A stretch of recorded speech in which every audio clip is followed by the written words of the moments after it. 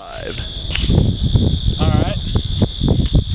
Now, we've done instances where we've speed reloaded a automatic pistol. Now, one thing that's not normally covered is speed reloading a revolver. Now, this involves a speed loader usually.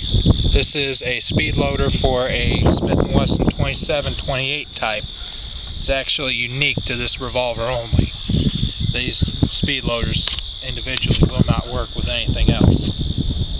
Now, the technique for speed reloading, after you've fired all 6 shots, and right now this one is empty, you're going to open your cylinder, eject your cartridges like this, and you probably have to hit it 2 or 3 times to get them completely out.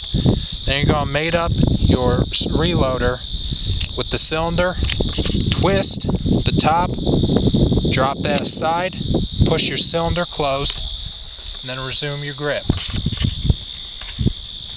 Now, I'm going to demonstrate.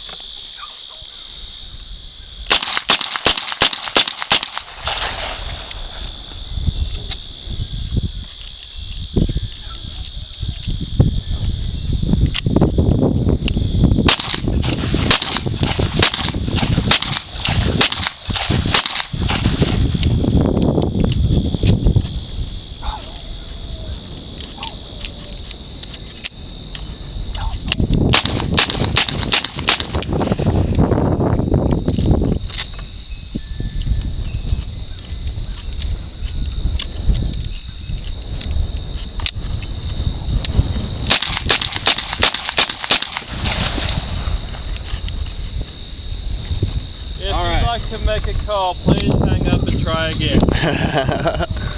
Alright, now, one point of etiquette about using speed reloads and reloading revolvers.